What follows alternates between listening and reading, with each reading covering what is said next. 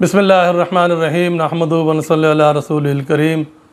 नाज़रीन इकराम और तलबा तालिबात अस्सलामु अलैकुम। मैं डॉक्टर मोहम्मद ताहिर कुरैशी अपने इदारे उर्दू निसाब साज की तरफ से आज एक और वीडियो के साथ हाजिर हूँ। सिलसिला वही है। तो आज बारी है हसरत मोहानी की गज़ल की।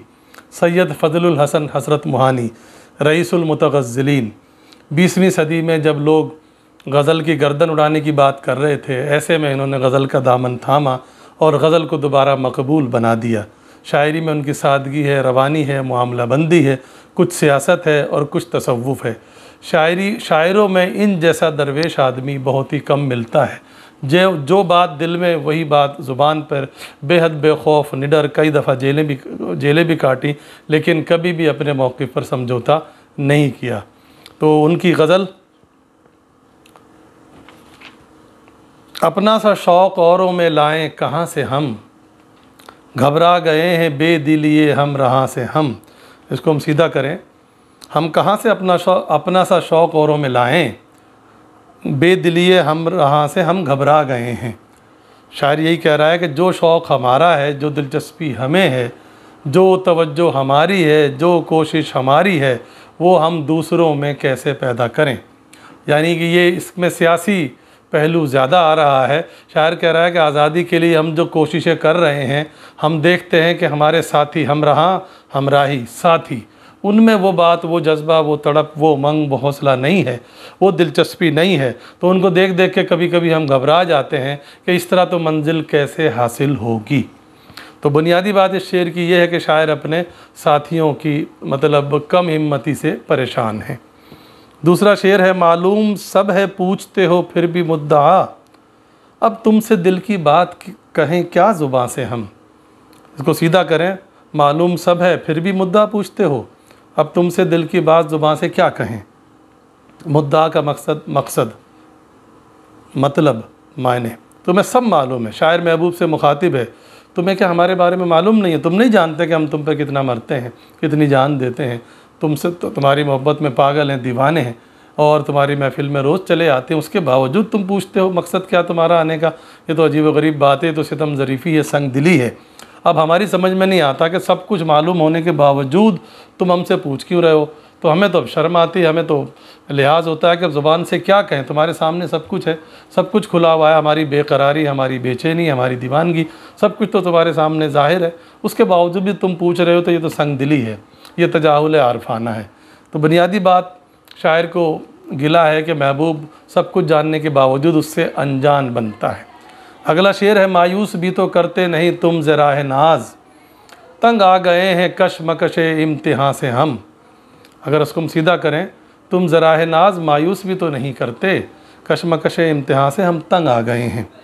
ज़राह नाज, मोहब्बत से, नाज के रास्ते से, मोहब्बत के साथ तुम मायूस भी तो नहीं करते अपनी मोहब्बत के ज़रिए।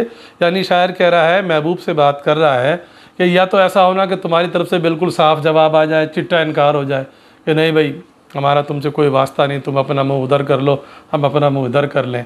तुम ऐसा भी नहीं करते, तुम ताल्लुक़ तोड़ते भी नहीं हो, हैं।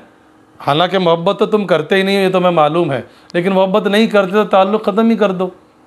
लेकिन तुम कोई ना कोई बात, जब हम मायूस होने लगते हैं, कोई ना कोई बात, कोई ना कोई हरकत ऐसी कर देते हो, हमें फिर उम्मीद हो जाती है। मैं दिल को तरके मोहब्बत का दे रहा था सबक, सितम ज़रीफ़ ने फिर मुस्कुरा के देख लिया। वो वाली बात हो रही है कि तुम, जब हम मायूस होने लगते हैं, हम सोचते हैं नहीं यहाँ से अब कोई हासिल नहीं होगा, हमारी मोहब्बत का जवाब मोहब्बत से नहीं मिलेगा।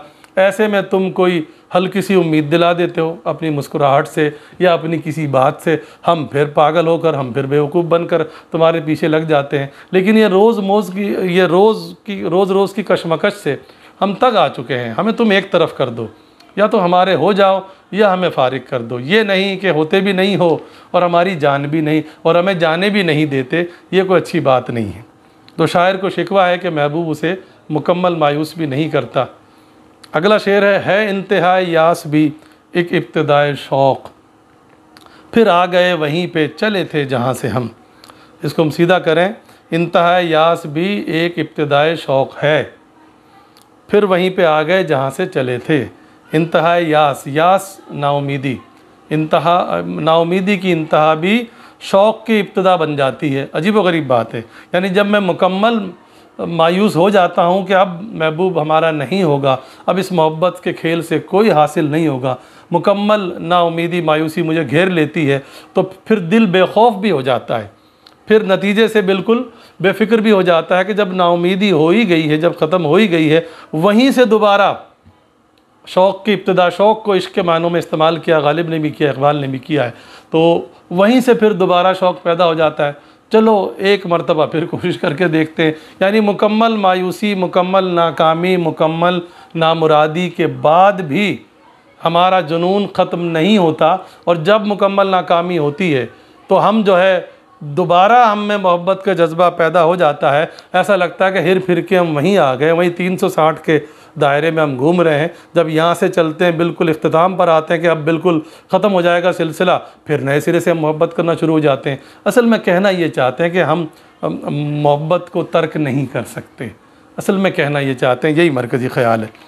आखिरी शेर मक्ता है, हसरत फिर और जाके करे किसकी बंदगी, अच्छा जो सर उठाएं भी इस आस्था से हम, हसरत फिर और जाके किसकी बंदगी करें, बंदगी करें, इबादत करें।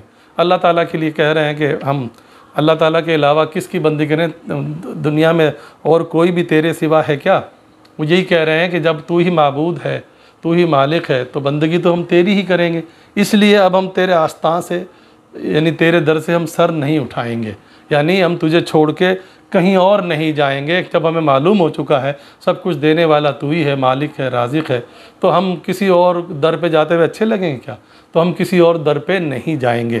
तो नाज़रीन किराम, ये थी हसरत की गज़ल। कुछ लोगों ने हमसे शिकवा किया है कि हम मुख्तसर तशरीह करते हैं। असल में जो सवाल का वज़न है, यानी 5 नंबर का एक शेर की तशरीह का सवाल है, तो 5 नंबर में 1 नंबर तो हवाले में चला जाएगा, तो 4 नंबर के लिए वैसे तो तशरीह पूरे 1-1 घंटे की भी हो सकती है, लेकिन ये भी देखना है कि आप उसको लिख भी सकें। तो इस बात को आप समझ लीजिए, हम जानबूझ के ऐसा करते हैं। तो इंशाअल्लाह अगली वीडियो में एक और शायर के साथ आपकी खिदमत में हाज़िर होंगे। अल्लाह हाफ़िज़ नासिर।